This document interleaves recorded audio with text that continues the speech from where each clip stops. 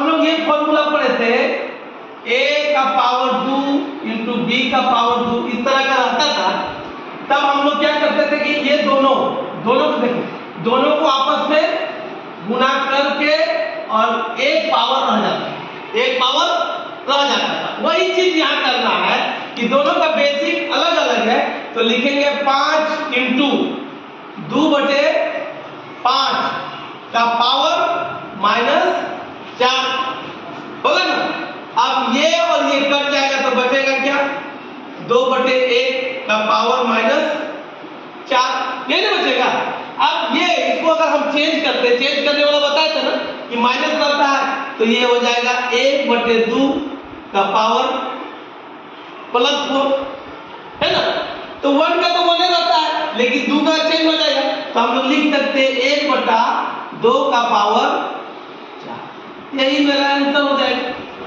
1/2 का पावर 1/3 का पावर 2, 3 में पावर 2 का होल का पावर 2 दिया हुआ है। तो हम लोग पढ़े थे a/b और इसका होल, तो क्या हो जाता था a/b, है ना, हो जाएगा। और दोनों का क्या हो जाएगा, 2 दूना 4, इस तरह का होता था।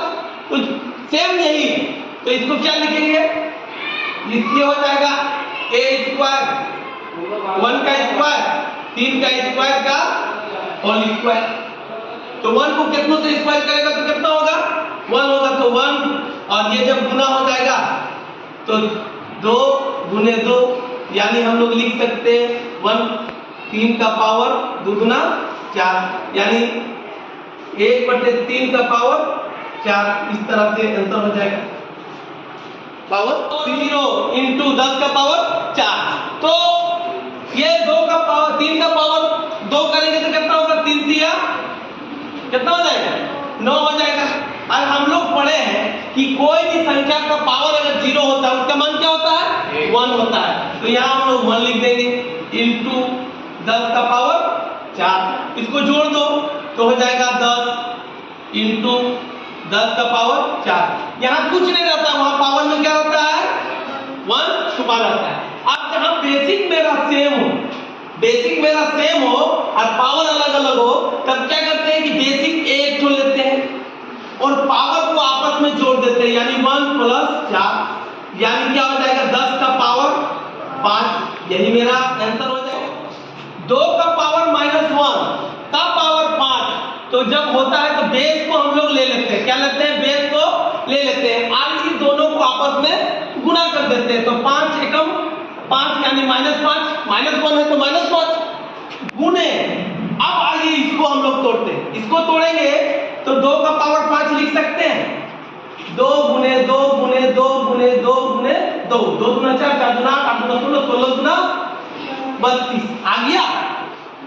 अब जब बेसिक मेरा दोनों सेम होगा, तो क्या होगा, बेसिक को लिख देते हैं और ये दोनों को -5 और +5, यानी ये दोनों कट गया, यानी 2 का पावर 0, 2 का पावर अगर 0 होगा तो क्या होगा, किसी भी संख्या का पावर 0 होता है तब क्या होता है, उसका मान क्या होता है, 1, उसका मान क्या होता है, 1।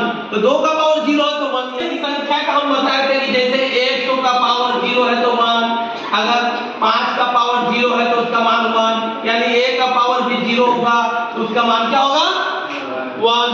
तो ये तीनों संख्या का पावर अगर 0 हो गया यहाँ पे, तो इसका मान क्या हो गया, 1। अब यहाँ इसी तरह यहाँ आ जा, 999 का पावर 0 है तो उसका मान क्या होगा, 1। यही आंसर हो गया, इसमें कुछ करना नहीं, इसको समझना था जो बता दिए, ठीक है। ए और बी का पावर अगर 2 और उसका पावर अगर 2 होता है तो क्या करते हैं, ए बी लिख देते हैं, यानी दोनों को 2 गुने 2 यानी 4, यानी ए बी बटे कितना लिखते हैं, 4, गुना हो जाता है। उसी तरह ये भी होगा, ये पावर ये को लिख दिए, 3/5 को लिख दिए, और ये दोनों पावर आपस में गुना हो जाएगा, 2 इंटू -1, यानी 3/5 का पावर -2, -2। अब इसको हम लोग चेंज करने वाला जान रहे हैं कि माइनस रहता है उसको प्लस में लाने के लिए क्या करते हैं, ऊपर वाले को नीचे और नीचे वाले को ऊपर कर देते हैं। 5 बार करेंगे तो कितना हो जाएगा, और 3 को 3 बार करेंगे तो कितना हो जाएगा। हम लोग पढ़े थे क्या था, 6 का पावर 2 रह गया और भागा रह गया, 6 का पावर 3 हो गया, यानी पावर अलग अलग होता था। तो हम लोग क्या करते थे, याद है, 6 को ले लेते थे, बेसिक ले लेते थे, ये माइनस हो जाता, ये माइनस हो जाता। अब ये क्या हो गया, तो यहाँ बेसिक 6 रह जाएगा, बेसिक 6 रह जाएगा, और ऊपर में क्या है, n है, ऊपर में क्या है, n, तो यहाँ हो जाएगा n, और 2 माइनस में है ना, तो माइनस में है और -2 कर दो, ठीक है, बराबर 6 का पावर 3। अब ये हो जाएगा 6 का पावर, ये जो है प्लस और माइनस क्या हो जाता है, प्लस हो जाता है, बराबर 6 का पावर 3। अब क्या है, यहाँ हम लोग पढ़े थे कि a का पावर 2 बराबर बेसिक सेम रहता है, a का पावर 3 तब क्या होता था, a का पावर 3 इस तरह का रहता था, तो बेसिक को हम लोग छोड़ देते थे, ऊपर वाले सिर्फ लिखते थे, ये आ जाता है इस तरह से। तो ये क्या हो जाएगा, बेसिक दोनों का सेम है, जब बराबर का चिन्ह हो तब इसका फॉर्मूला चेंज हो जाता है, खाली ऊपर वाला लिखाता है। तो n + 2 बराबर 3, यानी n बराबर 3 - 2 उधर चला गया, तो यानी n बराबर 1, यही आंसर हो जाए, n बराबर 1